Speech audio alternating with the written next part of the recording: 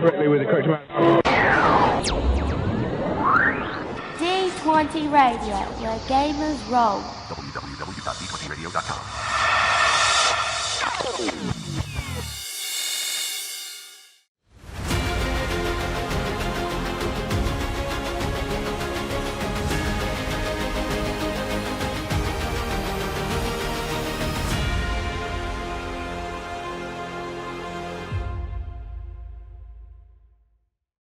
Welcome back to the How We Roll Gaming podcasts. I'm Daryl. Woo!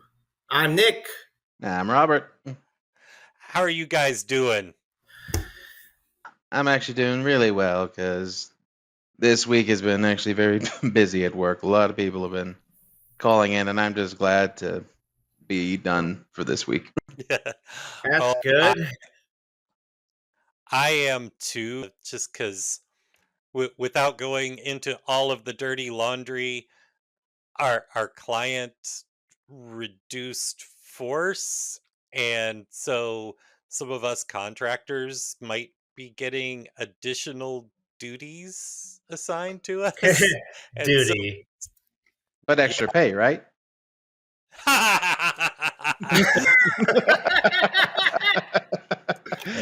Duty. Yeah. I try. Duty. But I have been very, very excited. We missed you last time around, Robert. Oh, we did. Yeah. Yeah, I'm sorry. I just was not feeling good that day. Just couldn't No, do it. I totally get it. I was that way yesterday. We had to pick up some significant slack, but I think we made it work. I think we did. But it kind of tied into the bulk of last episode's content. I keep checking my email over and over again all week because Free League has Same here. They've started shipping their Evolved Edition Alien for Kickstarter. They've even promised that they are doing pre-orders for the Evolved Edition to start now. But they promised that the Kickstarter, like us, are expecting, and I've seen already some on Reddit and other sites that some people have already gotten some. Yep, most of the ones that I've seen who've already gotten theirs are in Europe. Mm-hmm. That would make Not sense. surprising. Not surprising. It makes sense. I keep checking my email every day looking to see if I have a shipping notification, and it's not there. I'm like, but I want it. and I've even had trouble. They've updated the PDFs on DriveThruRPG for everyone who has access to them. I actually need to get back to them because I haven't updated my PDFs. I need to contact them about that. I got the core book updated and downloaded. All of them should be updated by now. They're all updated. But you know how on DriveThru you can go in and you can, like, if there's a bundle of files for a particular title, like for the starter box, you can select all and download it as a zip file. I keep getting an error telling me that I need to sign in to DriveThru to do that, and it's like, I'm signed in. Like that's actually been an issue. I've seen it on the Kickstarter. People have been asking about that. I mean, I've run into that issue before, but I don't remember how I got around it and got it fixed. I think maybe I might try another browser when we're done. That's not possible. I'm so excited. I'm so excited too, but I've been busy this half in a week because I got brand new couches for my living room. Woo! Mm-hmm. I know you've been excited for that. We won't trash them too much. They're pretty sturdy. They're good quality. It's like challenge accepted. Nah, we'd be a little courteous, keep them in good condition for a while. I said we wouldn't trash them too much, and Nick accepted. But it's like I'm sure he did. I'm excited for you guys to see them. It's like it's Mikasa Sukasa. It's like I You're hope watching that Attack you on Titan? Updated the will yet? again. I'll take I that can't as a include no. it. No, because one of you has to marry into the family, and none of you have the balls to do that. Nick, we have offered a polycule. I don't want to mess up a good thing. But I'll let's just be get the into stunt that. cousin. Let's get into some less disturbing content. Yes, so let's Shall talk we? about Delta Green. Well, first, before we talk about Delta Green, we have to talk about something else. Is at least That's Delta true. Green related? Yeah, it's all right. All right, let's do it. Before we dive into our subject, we want to let you know about one of our other great shows on the D20 Radio Network. I Should Roll is an actual play podcast set in the Mass Effect universe using a homebrew system that's a mix of 5e, Blades in the Dark, Fade, and other mechanics. Pretty much a love child that would break my mind trying to use.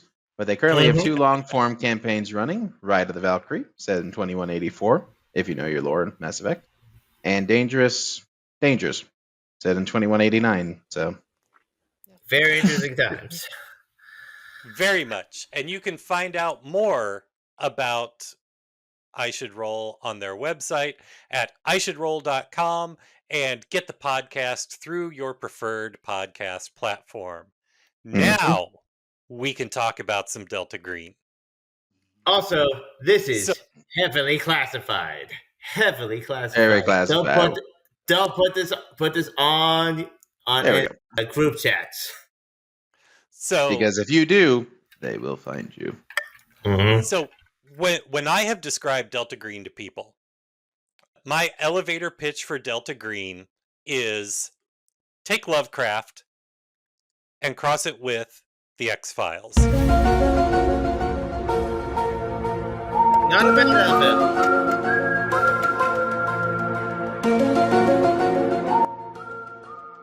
Longest out effect I expected, but nice. Well, you have to have the whole thing. Yeah. Yep. But I would say, like, as an elevator pitch, not a bad one. Especially considering the time period it was developed. I'd also sprinkle in a little Men in Blackish. Yep, and that I don't know how litigious Will Smith is, so can't pull the Men in Black song. True. Yeah, so we don't want to get it. We don't want to get into that type of. I don't want Will Smith showing up at my door and saying, "Get my song out your mouth." Pap! Well, he gotta get through a door first. So, but yes, that's basically if you've ever played Call of Cthulhu, it's like, but what if the players actually had resources that isn't just from the crazy rich old man in England?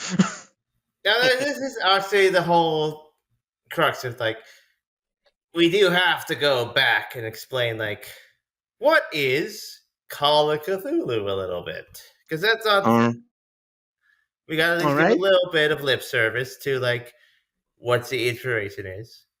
Well, we gotta start with an author called H.P. Lovecraft, who created influential, and yes, there's a lot to go into it, but he's influential in creating the cosmic horror genre. Like any author or artist, he had his eccentricities, and he was a product of his time in certain areas. But nonetheless, he is influential in this specific type of the genre of cosmic horror. Basically, the father of it. It's basically the fear of the unknown. Things you can't understand or comprehend, or at times, especially in his time, things they just didn't know. Like, kind of like in that time, the ocean was still pretty unknown. Like, we couldn't really see past much of the surface area. And he also aimed towards the cosmos, like the greater galaxy, what could be out there. basically equal ports like the unknown is scary, beyond our comprehension, could be below us and above us and all around us. And the big thing was that we as humans, we're not at the top of the food chain. We're not even on the food chain. We are plankton. Yes, we are literal plankton microbes in this sea of cosmic beings that pretty much don't even acknowledge us unless we can do some menial task for them. And even then, it's like the lesser about, like, that's the equivalent of them, like, lifting a pinky finger.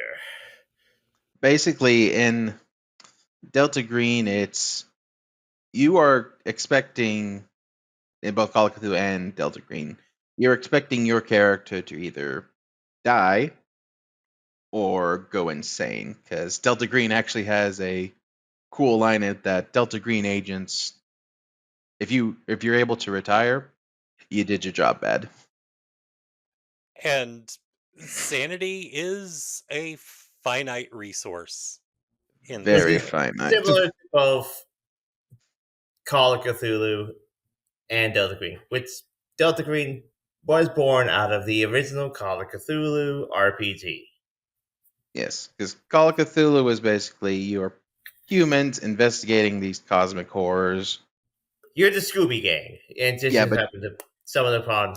You're the Scooby Gang, but the classic setting for Call of Cthulhu is generally the 30s. Yeah. yes, but the person you're chasing or the being you're chasing is not going to be Old Man Henderson trying to scare people away from his mansion to do an insurance fraud scheme. He may be someone wearing the skin of Old Man Henderson and trying to summon some minor old one in the bottom of the mansion. Which we will get to about old ones later. But basically, you're fighting cosmic beings, things that can't be explained, monsters, and you're pretty much an average Joe. Like, big things is, and H.P. Lovecraft was big on this, you're like an archaeologist, or a professor, or a drunkard, or a police officer, or a thief. You're a So- guy. You're a guy. You're just a regular person. If we want to draw a pop culture comparison, if Delta Green is Lovecraft meets the X-Files, Call of Cthulhu Classic is Lovecraft meets The Thin Man or The Mummy, the Brendan Fraser Mummy. Or You're if you wanted like a around that. mainstream idea, I would Yeah. think more if you had an adult version of Stranger Things. That too. Like, Yeah. honestly, Like you're not kids, but you're basically looking at the same thing. it's basically like you're experts or not experts, but have been delved into something way deeper. The difference is, like, But- now you're working for the government. And It's the part main of why thing I for made Delta that Green. part of the reason I made the comparison that I did is fun little aside. Years ago, I worked with someone who had been GMing a Call of Cthulhu campaign for several years with some of his friends. And they started in the mid 90s running it, and this was around 1999 2000, somewhere in there. It must have been 1999 because after The Mummy came out and I borrowed the DVD from him because I was stupid and didn't go see it in the theater. Instead, I went to see The Matrix. I was stupid. Oh no! Well, that's just because you don't like who's in the Matrix. Yeah. Well, no, just objectively, The Mummy is a better movie. And when I went to the question theater with mark, a friend question mark. I said they're on the They have same different level. genres, but Different anyway, genres, different strokes. Anyway, anyway, That's not the argument here. I can be argued in casual nerdity. You guys can have fun. but after I had seen The Mummy that fall when I borrowed his DVD, he said, "Yeah, RPCs are Rick, Evie, and Jonathan in everything but name. That's what their character types are like, and that's what they've been like since the beginning of the campaign. And that's what their dynamic had been since the beginning of the campaign. And that's what their personalities had been since the beginning of the campaign. Because since again, it was the time period, but also H.P. Lovecraft incorporated a lot of his antagonist creatures and great old ones and old outer gods, and many of them did correlate around ancient Egypt. So there Yes, was plenty of and ways to incorporate that. I think there's one of them.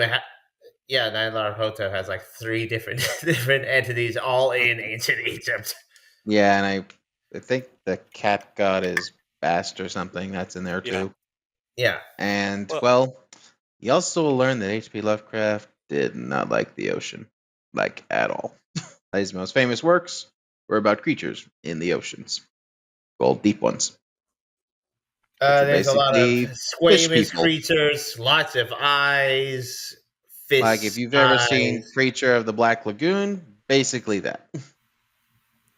And all of this is to say that Lovecraft's universe is full of horrors that if humanity even knew a fraction of it, we would lose our minds. We would be unable to deal with it. But And this is where we that's get where into they Delta Green. come in. That's where Delta Green comes in. I'm gonna borrow a line from Mike Mignola here. I'm gonna borrow a line from Hellboy that there are things that go bump in the night, and Delta Green is what bumps back. Pretty much. They are basically secret organization within secret organizations. They are literally like an agency within the agencies. Like only certain people in the FBI, CIA, Homeland Security even know they exist type of agency.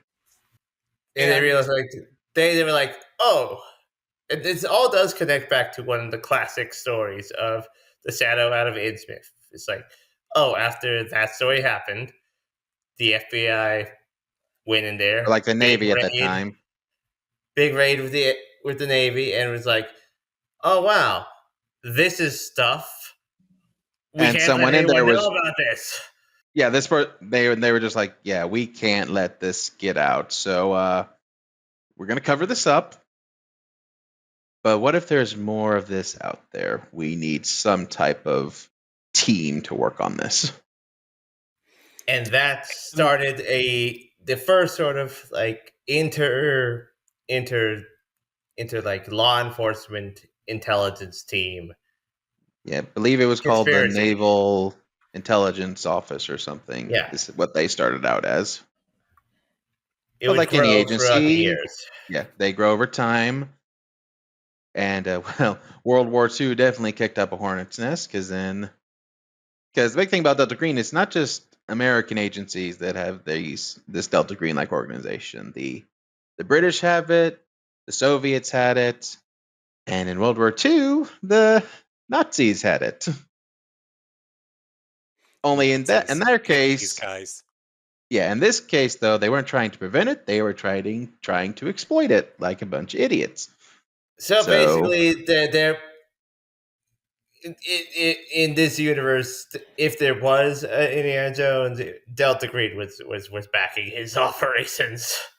Yes, and well, Delta Green really had to put a stop to that, especially when they started making overtures to the Deep Ones. Ooh, Nick, you just gave me an idea for a short-run Delta Green mini campaign. Indiana Jones. Indiana Jones and Delta Green. Oh, honestly, that's pretty much the easiest one to think of. Is like, trust I me. want to be the merchant in the felt hat.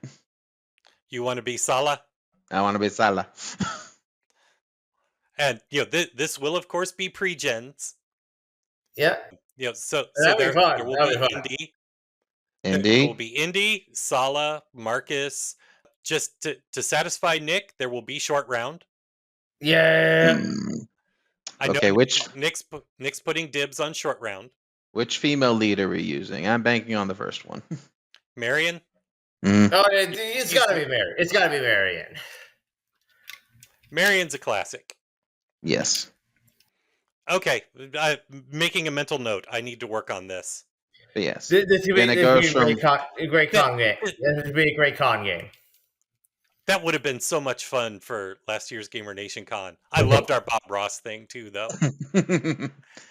But yes, basically it goes from about 1918, and they got an entire timeline all the way up to. Do they hit what part of the 2000s did they hit? I don't think they hit We are 2025. in the How far did they modern go? day now. But basically, in the classic, Delta Green has also been rebooted a couple times, but the original run, which was additionally a spin-off of Call of Cthulhu, was the early 90s. But it has since been rebooted with a lot of the original creators to bring it into the modern timeline. exactly. I think it goes sometime into the early 2020s. And if the handler book, the book for the GMs, I'm pretty sure half of it is just the timeline of Delta Green. Oh, you're not kidding. I have it right in front of me. It is like roughly 90%. Like they went in roughly 80%. And it's like, but that's so much history. If you as a GM want lore into the universe, this is the system for you. You want to know everything about the timeline on how everything works? They got you. These writers got you. It's basically the idea is like, oh, do you want to run it this time period, or right now? Yes, they're like, do you want to start in Innsmouth? Do you want to go to World War II? Do you want to happen during the Cold War? Do you want it after the terror attack? You want it in the modern age? We got it all for you. The only thing is they don't know the future. Yet. But yeah, you can be anywhere from 1918 all the way up to like 2020. And they got and beyond. And there's constant new work coming out. Exactly. I think one of the guys has both a Patreon, but he's also moved over to a different website to where he just pumps new things out almost every month. And the system itself is pretty simple. Yes, incredibly it is. simple. So it that's works a good 100%. time. Yeah, go ahead. It's a very simple system, but I think that you understand it the best, so that you tell us how this works. Okay, so basically it works on the percentile system. Everything has a percentage. All your skills have a percentage of working. And the rule is you have to roll below your percentile. So basically, if you say unarmed combat, if you don't do anything with it, it usually is a base of 40 with most characters. So anything below a 40 is a success. Anything higher than a 40 is a failure. But with Delta Green's rules, when it comes to criticals or extreme successes, unlike Call of Cthulhu, where it's based on how low you get, in Delta Green, it's based on if you get doubles, which basically means two of the same digit. So if you get an 11, 22, 33, 34, as long as it's below the percentile, you got a critical success. Or of basically course, looking for snake eyes in terms of yes. Or if you get a results. 1, because of course 1 always has to be a critical success because you can't really double a 1. Or on the other hand, if you go over your percentile and it's like a 55, 77, 99, that's a critical fumble, and then something bad happens. Or of course, if you hit a 100, which has happened in our group, I think multiple times. Yeah. 3 times. And basically, that's about it. But with this, there's no real experience leveling system. Basically, it's a very unique way. It works on you learn through failure. So like when you do a roll, when you fail it, you put a check mark on it. And then at the end of the session, you roll a d4. And basically you upgrade your ability by the d4 minus 1. So if you get a 1, you don't level up, but 2 to 4, you would be able to level up your skill. So you actually want to fail a little bit so you can increase some stats. But that's that can be describing that is also comes with the factors like if you fail bad enough on certain rolls, some things can go really wrong. But if you do succeed and not get it like terribly wrong, you do get a chance to be better at the roll. Yes, and then of course there's your characteristics, just strength, dexterity, intelligence, but there's also willpower, and then power, And most and and both of charisma, those contribute to the most important stat. sanity, Sanity.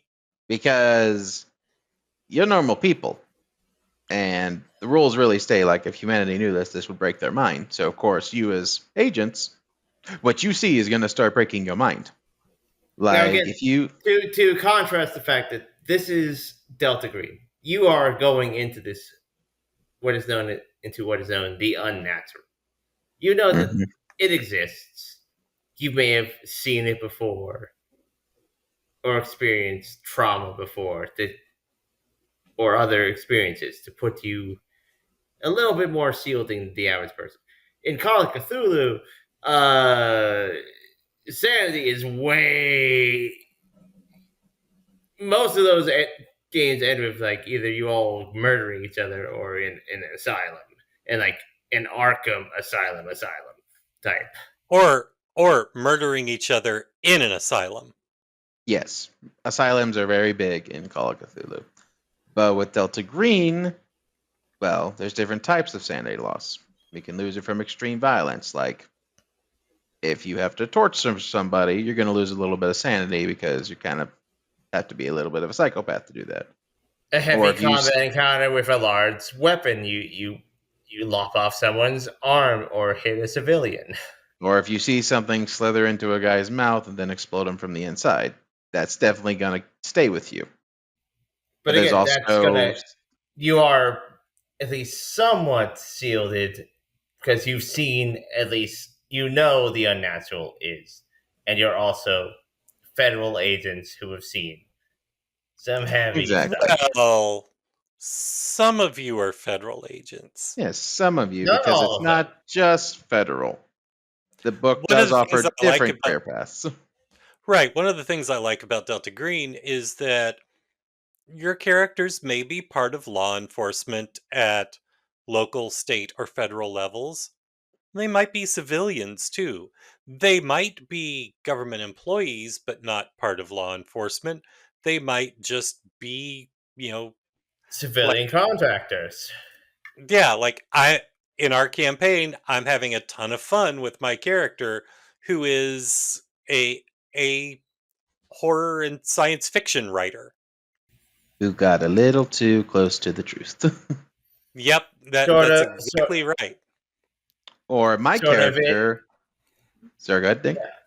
Sort of like a Stephen King, Clive Barker. It's like, Yeah, there's another author that I used as inspiration, but yeah, he turned out to be trash. So yeah, and Yeah, I think then you said it was like Stephen King mixed with House, basically. no, Stephen King mixed with Neil Gaiman, but Neil Gaiman is trash. Neil definitely. I was thinking definitely Clive Barker is probably the better choice. and then the methodology of him working with Delta Green, not so much House, but you were on the right track. Castle. Yeah, Yes, Castle. That yes, yes, yes. That makes sense. you were playing Castle, but you were.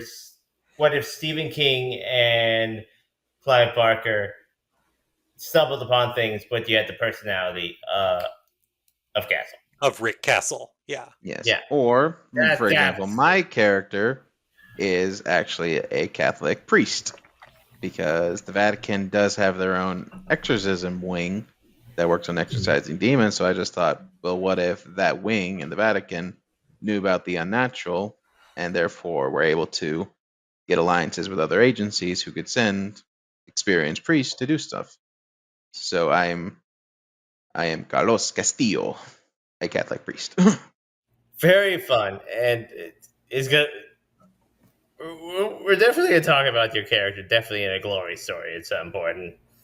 Yes, and I like it because it's my character's a mixture of he knows the unnatural exists, but in this universe, But for me, it's interesting because in real life, in my personal life, I am a Christian. I'm a Protestant. I do believe in God and all that, and all that. So, but I think it's interesting to think of in this universe where God probably doesn't exist in the Delta Green universe, to be a Catholic priest fighting this unnatural, but still believing in God and having to battle with that proof that he may not exist versus Castillo's deep held belief that God does exist, And where he's there is, basically denying them through his will. That he has a very and even powerful will and even in that this game. there is some power to that. Like there, like not to fully explain because again, like there's a whole lot of explanations for certain things for this massive.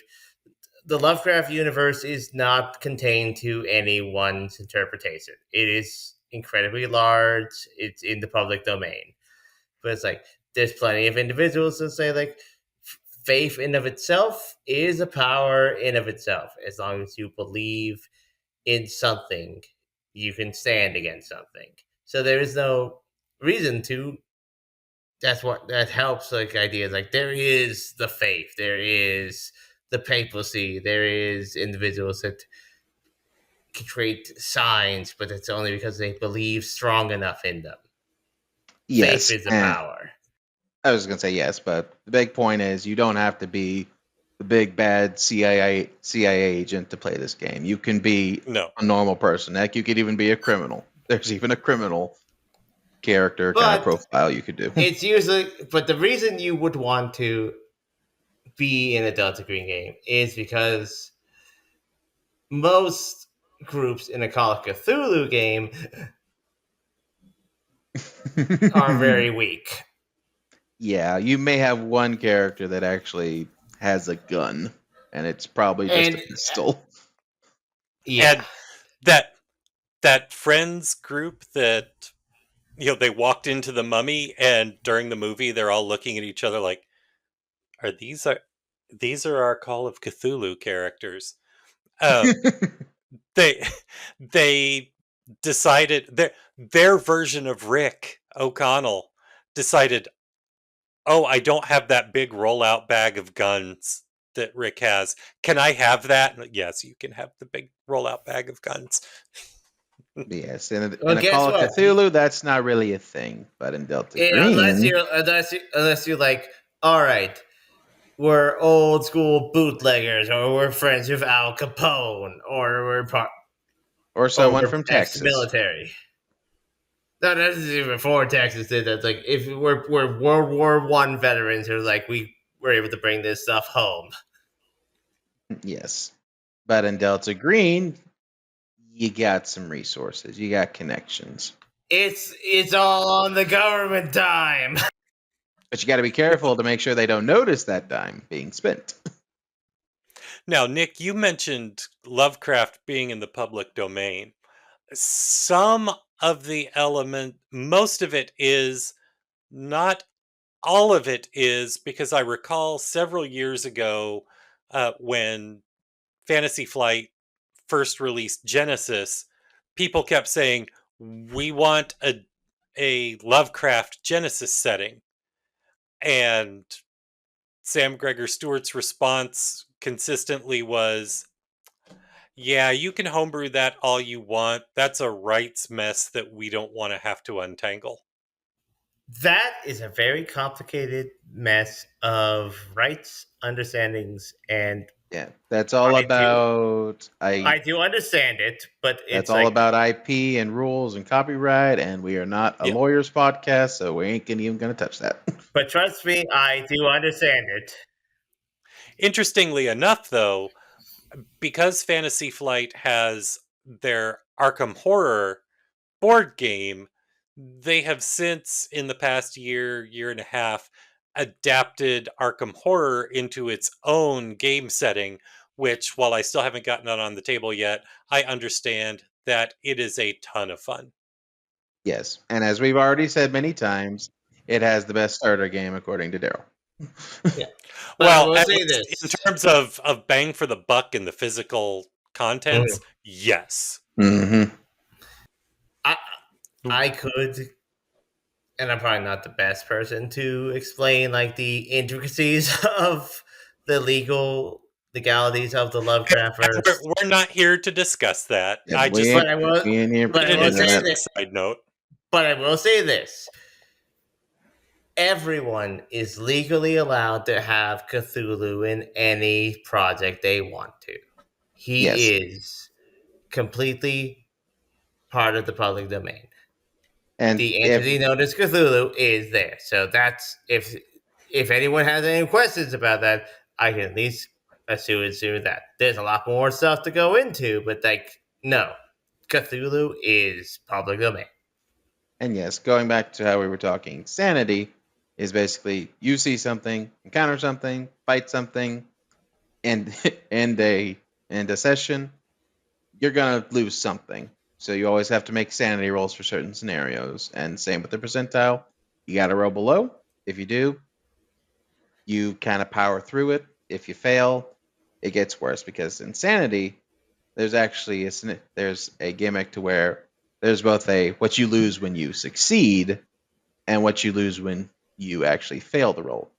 Because Because at the sanity start is you no have matter whether you do you these whether you, ties to your reality, your yeah, friends, your family. basically whether Your, you succeed or fail, you still encountered something that is going to shake you. It's just how bad it shakes you. Right.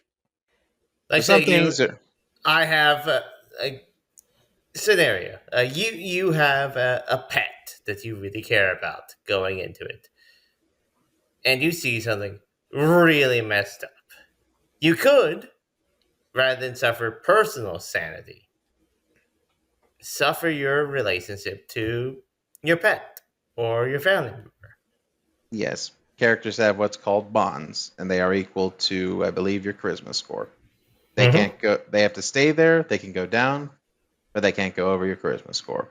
And you can lean on They can those to be not take the depleted. sanity loss, but it does hurt your relationship. So maybe you were really close with, say, your sister, but you use a bond to not suffer 3 sanity loss. That could mean just this job is wearing down on you.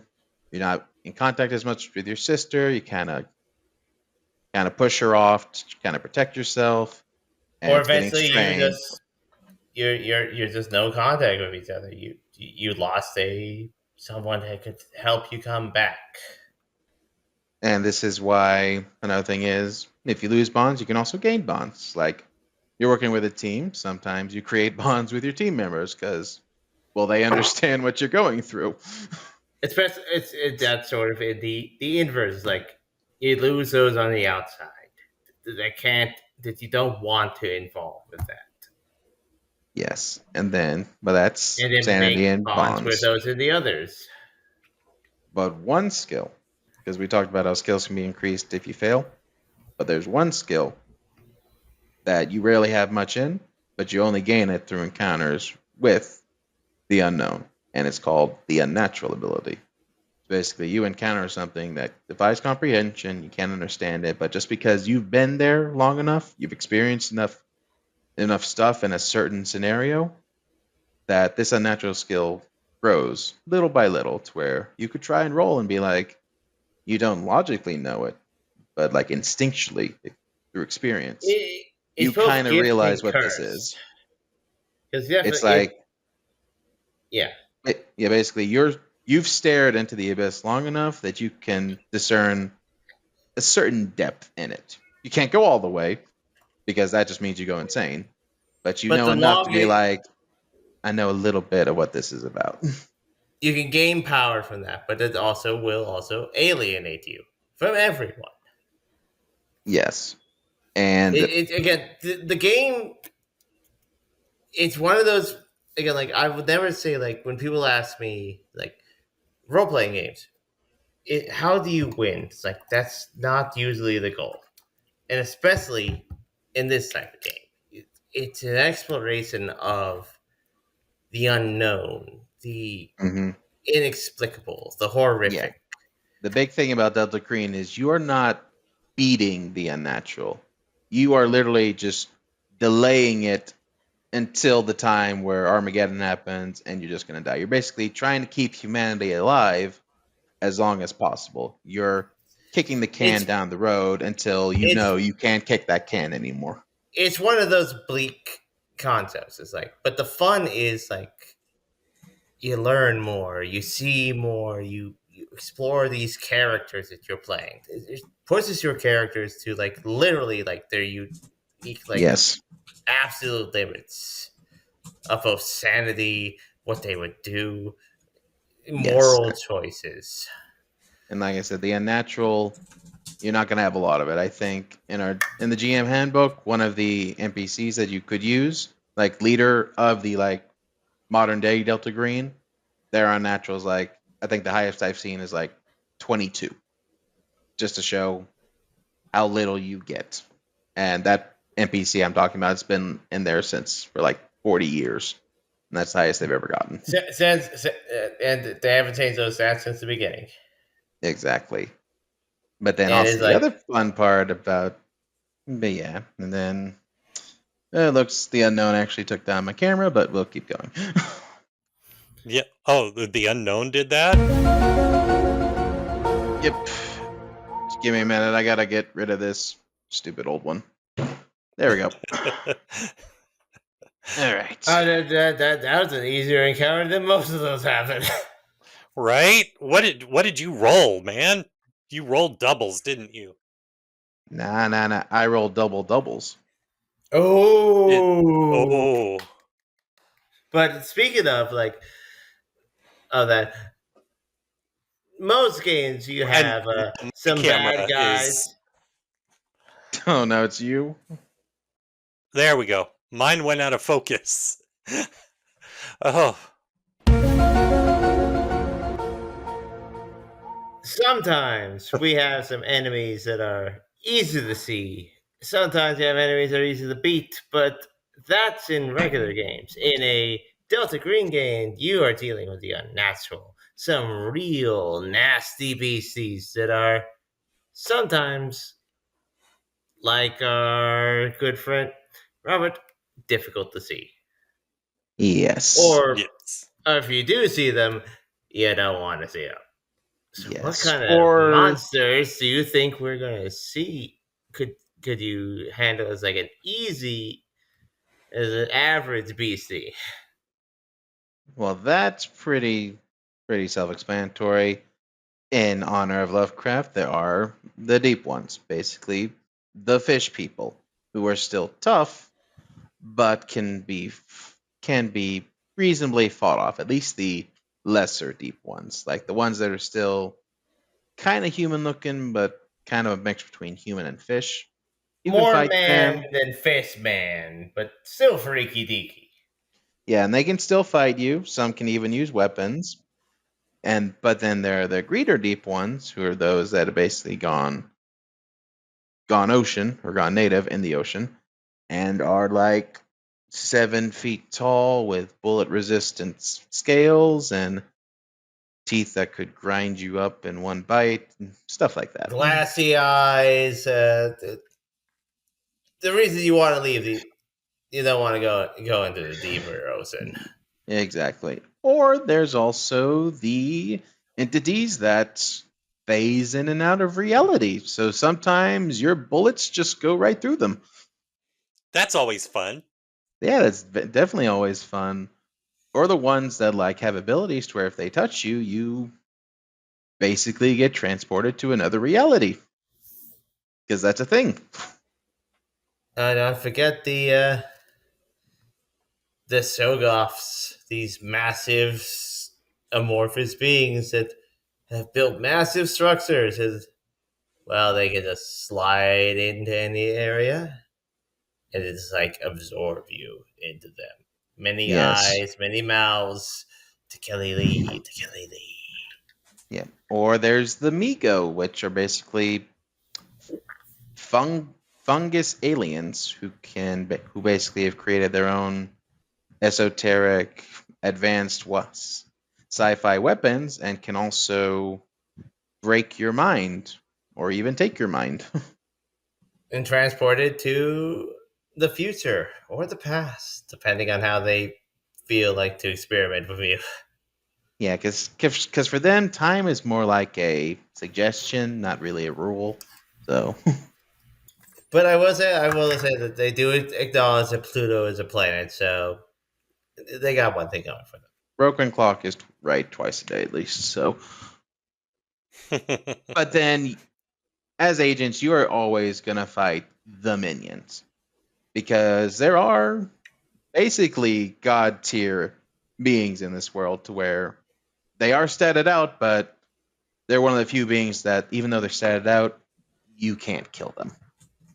It's the exception to the usual rule when people like in RPGs. There's a unspoken rule. It's like if you stat it, you can kill it. In Delta Green, it's basically we've statted it out. Well, call it Cthulhu, an exception of and with Delta Green, it's like yeah, we can stat it. We've statted it so we know how badly it can kill you. Yes. And every single one of these godlike beings literally have an ability that says if you somehow miraculously get them down to 0, you don't kill them, you just banish them for a while. There's a great example. There's a great example of someone saying like, okay, you nuked the great Cthulhu. He reincorporates in 5 days later. I've seen groups nuke Cthulhu, and the response was, okay, the great Cthulhu has been destroyed. The GM will roll several die. He will reconstitute himself in 2 weeks, and now he's radioactive. Yes. So now he's Godzilla Cthulhu. Basically, it's like you can banish them for a while, but they'll be back probably better than they were before. And this is all contingent on the fact that you actually attacked them and you aren't, and your mind just didn't break from immediately seeing them. Because if you fail a sanity roll with them, you roll a D100 to see how much sanity you lose. Basically, they rolled like, okay, we rolled enough to acknowledge Cthulhu exists, launch the nuke, and it hit him. It's like, well, he's got to come back, and guess what? He's radioactive now. and lightly angry. Yes, you've managed to annoy the godlike monster rather than hurt it. Congratulations. Like congratulations, you've gone up from not even a thought to a pest in this creature's eyes. Everyone's going to die already, but now he's going to be very personal now. And you're going to get cancer on top of that. Yes, and those are the creatures, but of course there's also the humans in the world that just love messing with the unnatural. These are your cultists, or your lone actors, or your people that think they can manipulate things. People that will be obviously like twisted to dark religions, and people that think that like, oh, I can trick this massive god that's under the sea. Yeah, or the ones that are just like, this is the true god of the world. Let's worship him, bring about his creation, yada, yada, yada. And even it's like, again, like the main factor of Lovecraftian in horrors is like that these massive beings, like they don't even see us as a thing. They're like, oh. It's like, can you really see, like as a human, can you really see the bacteria on your skin? No, not really. No. But it's there. If bacteria summoned you to wake up in the day, it's like, would you acknowledge that? No. No. It'd be very significant to them, but it's like, yes. What are you? Humans are a problem. Like in the GM rulebook, in the modern day, it's like the danger isn't really like mystical societies or groups of organized humans. It's just the lone actors that stumbled upon something or just crazy enough to try it. It's basically that one loner that's through his machinations is just really screwing up everything, and you need to deal with that guy. but the main factor is the great old ones will eventually wake up. They will wake up. Delta Green is a solve, a band aid.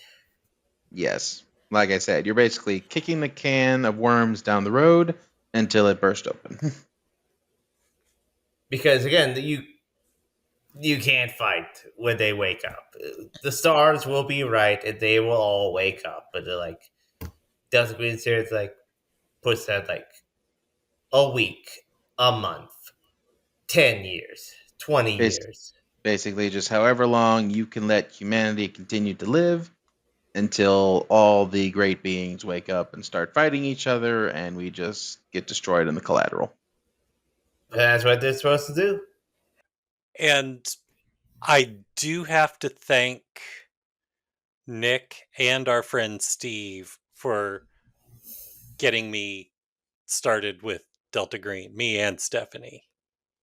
And I gotta thank Nick and Daryl for my own venture into it. Honestly, because like you're the first when we were sitting down during the summer of the virus and having conversations that ultimately led to the birth of How We Roll Gaming. Yeah. You mentioned Delta Green, and I was like, oh, that sounds interesting. And then a couple of Gamer Nation cons ago, our friend Steve from Me and Steve Talk RPGs was running a session of Delta Green at the con, and Stephanie and I signed up for it. And it was a lot of fun. Like I am a long term Lovecraft fan. I've been in several campaigns for Call of Cthulhu, many Delta Green games, and am running one currently. We can discuss that in the end, but it's like I felt that like Delta Green was probably the best game to introduce you guys all into. Yes, and we even ran it ourselves at the last con. The way the rest of the group was introduced to it, Nick had mentioned it to most of you, but that same quick start adventure that Steve ran for us, I ran for you. Yeah. Yes, I remember that. And we were basically all just genre savvy and be like, nope. But it's like that. I saw how you guys were interactive with that, and it's like, and I feel like I don't want to hijack that. If we want to, I want to do at least. Do you guys have anything else to discuss before I talk about like impossible landscapes? I would just say also as players and GMs, because it's so out there, so unnatural, so anything could happen. As a GM, you basically have free reign to be like, the book says here are some monsters, here are some beings you might be able to use, but hey, if you want to, go nuts, create your own thing. Just make it not like fully unkillable, or if you do want to, by all means, but just basically you can create your own monsters. Make it weird. You can create your own mythical artifacts or rituals, whatever you can think of. You want to create a ritual that lets you teleport across the globe? Be my guest. Just make sure to calculate what you need, sanity cost, power cost. You want some of this weird guy that's like weird looking? You can do that. You can do what you want. No. Yeah. You want to create a squirrel that looks into you and then you just see a bunch of squirrels on your body? By all means, go for it. Robert, don't tip my hand for one of the one shots that I'm going to run in the campaign. Robert, you're right. I'm sorry. I'll go with the acorn idea instead. Now, I will also add that given a lot of the themes of Delta Green, it's a game that you really, really do want to have that session 0 and find out what themes everyone in the group is and isn't comfortable with, where everybody's lines are. It is a horror. It is a horror game. And it can be a very grisly horror game. Grisly. It could go very deep and dark. Yeah. Like we're basically running some a of current the campaign. Yeah, some of the sessions that the actual like official sessions that have come out, some of them get pretty dark. And Nick, you encountered that early on in our campaign when you didn't realize how strong of a no-go clowns are for Stephanie. That's true. I will admit, and that's when we reconvene with Impossible Landscapes. I have a much larger list on like what is a no go and no go, a larger list to go through. But yes, But clowns will not be on there. yes, as Daryl and Nick said, this is a horror genre, so you definitely got to ask what are your lines and what are your veils in the session 0. But there is also expectations of is we also be in those lines of veils for like describing what those expressions of horror are there, psychological, gore, etc. Yes, because we all know there's very much different types of horror. And Yes. honestly, that is probably the biggest lesson I've learned in going into the second part of the campaign we're working on.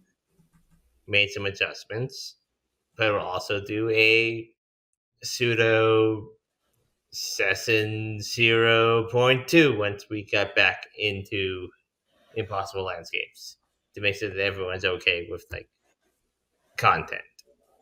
Yes, so I know I have Because one more thing. there's a lot more going on in those without spoilers.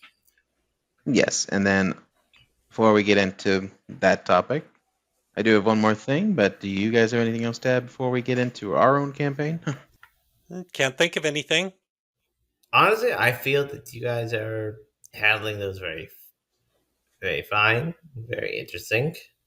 Okay, then I will say the last thing I thought about is you're fighting the horrors, you're doing what you need to do, but the big thing about Delta Green is that it is a secret organization. You're secret agents. So when you Yep. go in and do an op, you also have to make sure that you do it without rousing attention. Because if you get into a big old gun chase and shoot a bazooka at a deep one in the middle of San Francisco, that's kind of a problem. You have to complete the mission, but you also got to make sure that the large public doesn't really know about Delta Green. So cover up is just as important as actually tackling the problem in this game. Now this is interesting. We can discuss this in private as we are running a campaign. But I'd say like as in general, it's like Delta Delta Green would make sure that there of OPSEC there are no witnesses. Yes, I believe the order of operations is the top priority is secrecy. The Yep. second priority is detainment. And then like the last priority is actually saving people. Secrecy is paramount, containing the threat is next. Actually helping people or saving people is actually the low priority in Delta Green. Yes. Which is again like that's part of the game's sort of parameters. Like you are part of the government. You have to remove some parts of your like morality and understanding. It's like you're trying to keep everyone safe from the insanity, the monstrous unnatural. So you Yep. have to do some pretty messed up stuff. Yes. Oh, And witnesses blew up. Well, less loose that ends to tie up. that train blew up. That train blew. That tram got exploded. Well, we'll just blame that on a terror attack.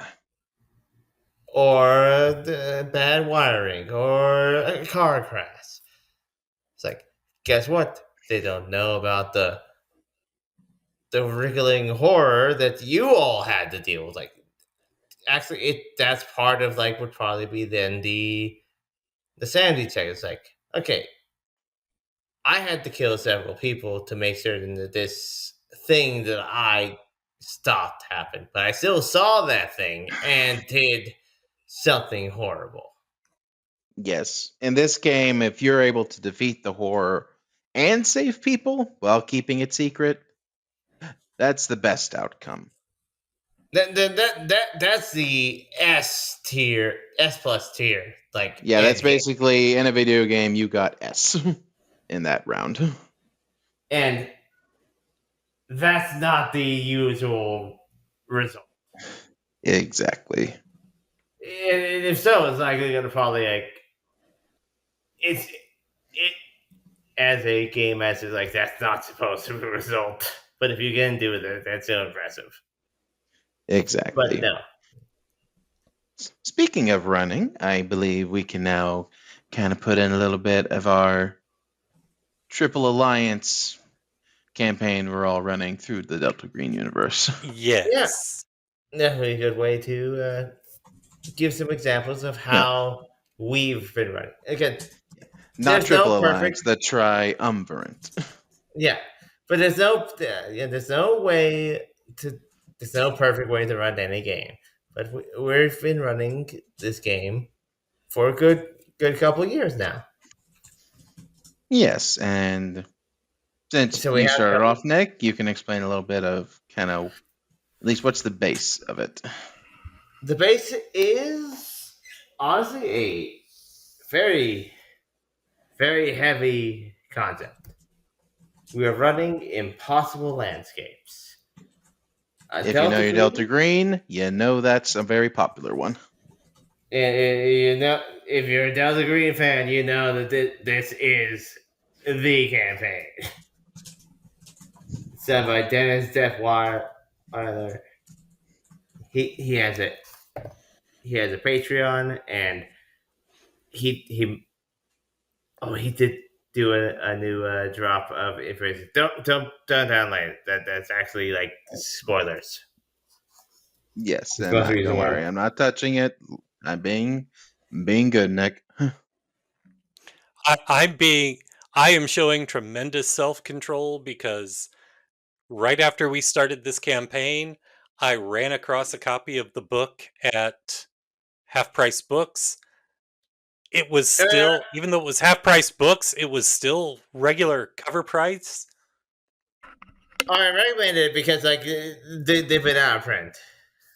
Yep, I have it in PDF form, but I'm not touching it. But I'm saying like we are running impossible landscapes, and it is a long-term campaign, and I trust two of my good friends, Robert and Daryl, to run side quests inside of it. Yes, because But the whole to so go ahead. because it takes place over 15 to 20 years real time, starting Yes, in 1995. yes. So there is a time jump. So we decided, well, it's not like nothing happened between those years. So Daryl and I decided, okay, every year we'll have a kind of one shot, as Daryl calls it, monster of the week type of act campaign. This Absolutely. is And I ran you the know, first part, which introduced a great deal of elements. Without spoilers alert, it has to do with the King in Yellow. Yes, and I will say our first one shot after Act 1 of Impossible Landscapes was fun because we got to have a little fun, and Nick incorporated everyone's favorite and well known Slenderman as a monster. But we're waiting to get into the next to Act Two of Impossible and Landscapes, and there's so much to work with. well, Yes, and I have a couple of one shots in there to go along with, including you know, I'm not saying I have an idea for what happened to the characters on December 31st, 1999, But yeah, I have an idea for what happened to the characters on December 31st, 1999. I chose this as I love the concept, love the idea, and I also wanted to help my players that also love the concept and idea to explore those areas. And also, Yes, I'm playing a player character in all of those.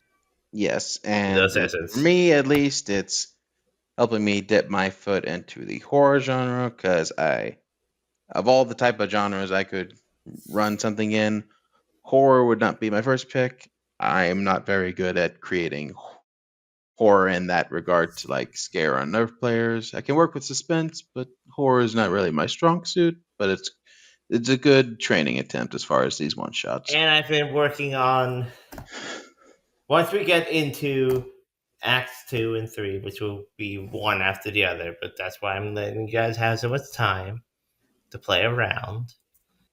It's going to be some of the scariest stuff I've ever worked with. I'm really excited about it. Yes, because I believe The back Impossible half of Landscapes. Yeah, Impossible Landscapes is the one that it's very big on existential horror.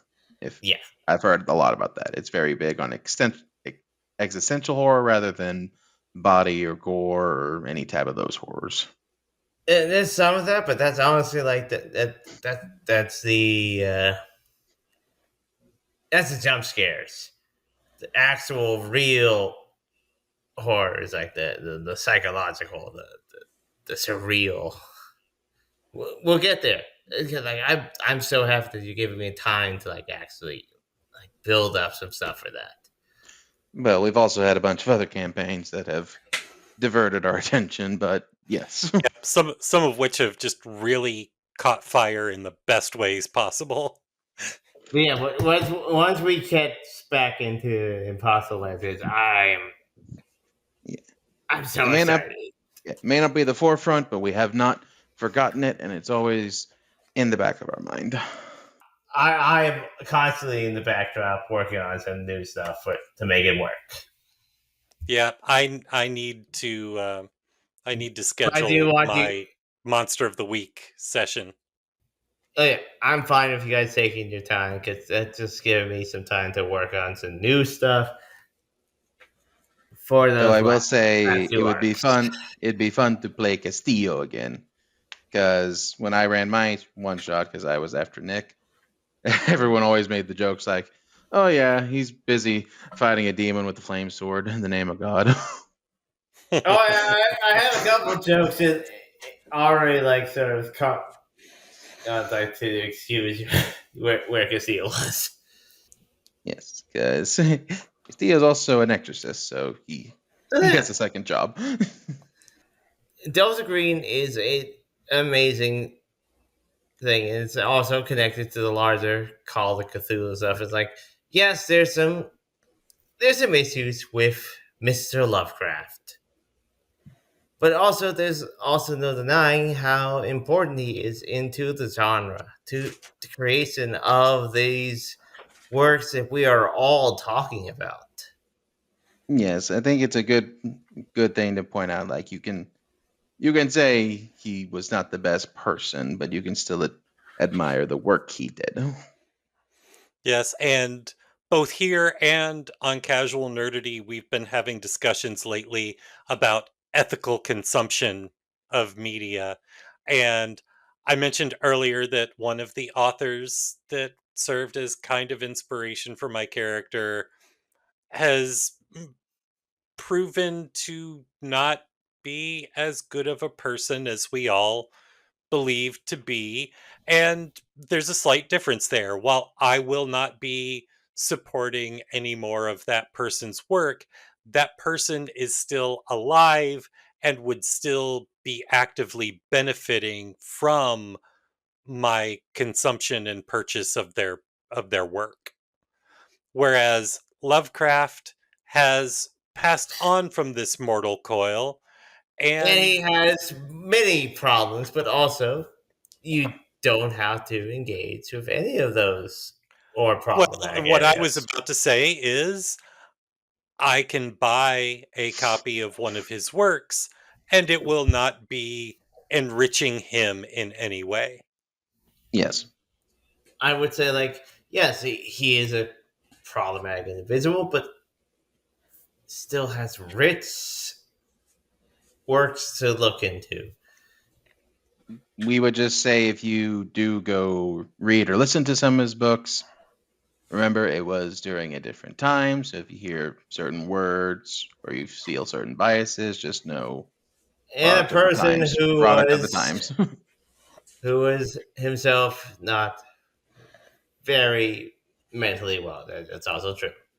Yes. But all of that is like, just there is value in learning from that, from viewing some incredibly good literature. And guess what?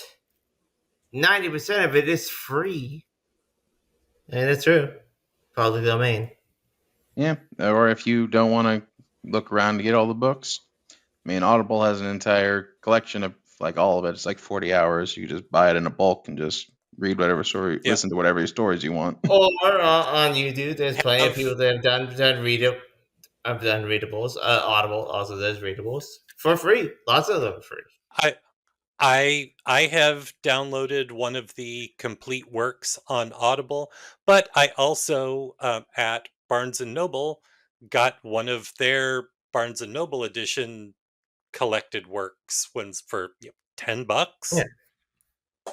But anyway, there's a lot of ways to engage in the Lovecraftverse, but we talked about a small part of it. We talked about a spin-off of Call of Cthulhu, the Delta Green books, which are really good. And there's still the Call of Cthulhu books, but that could be a discussion another time.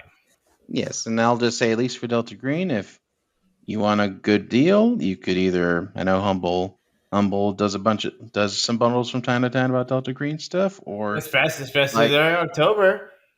yeah, or like Nick said, Dennis Ditweiler is one of the main authors of Delta Green and does have a Patreon and another account. Very cheap, And, like $6 or $7, and then you get a boatload of resources.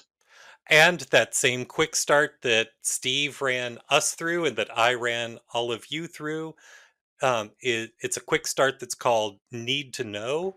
And the digital version of that is a pay what you want on Drive Through RPG. It's also available in a physical copy that's a whole whopping $10.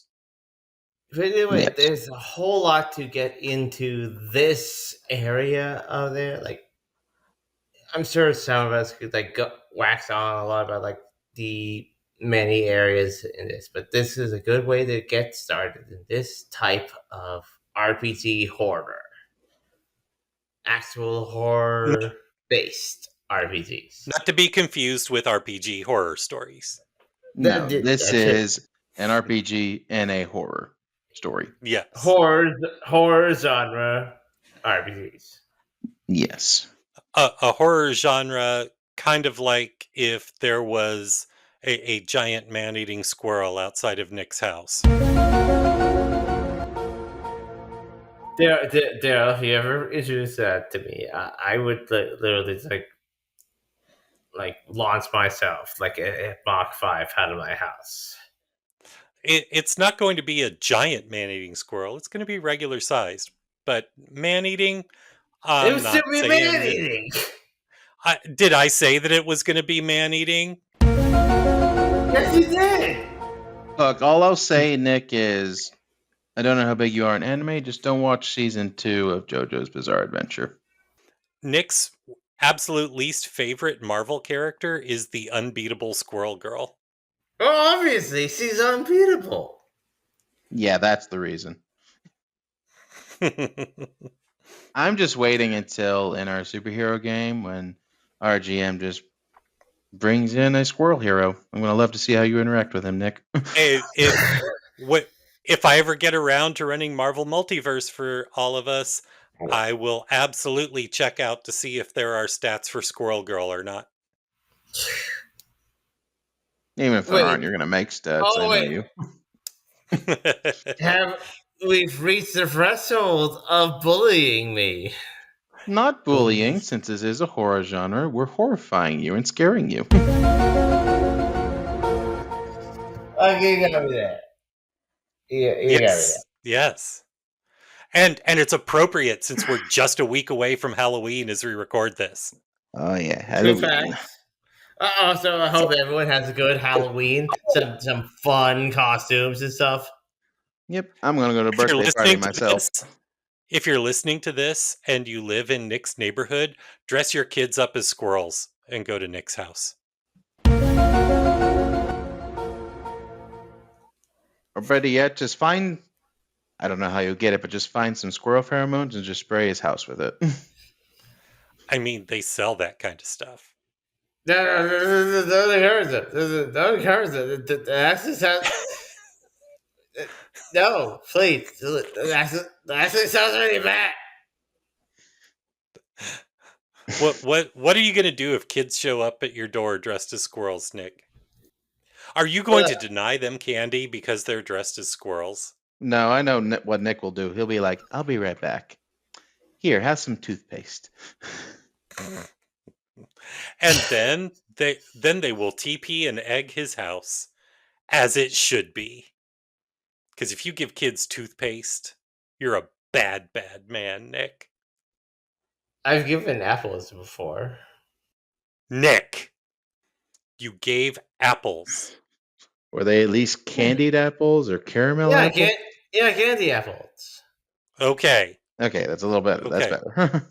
That's not a little caramel. they This hurt my teeth.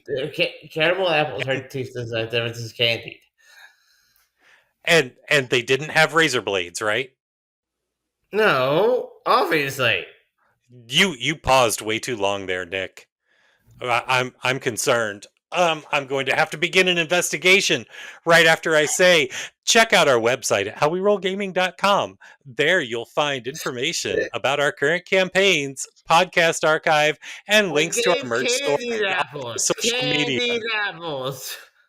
Yeah. Well, you can tell it to the judge. You can also directly support the show through Patreon. Just go to patreon.com/howwerollgaming and you'll see our different membership tiers starting at just $2 a month, with special recognition on our Discord server, and higher tiers giving you on-air credit and discounts on our merch store. There are candied apples. And finally, if you have any questions you'd like us to answer, topics you'd like us to cover, or even submit your own RPG glory story, shoot us an email at podcast@howwerollgaming.com. And it was candied apples. Candied apples.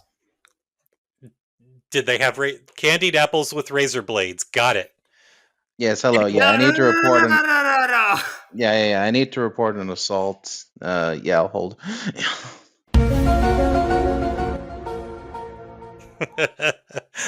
Okay.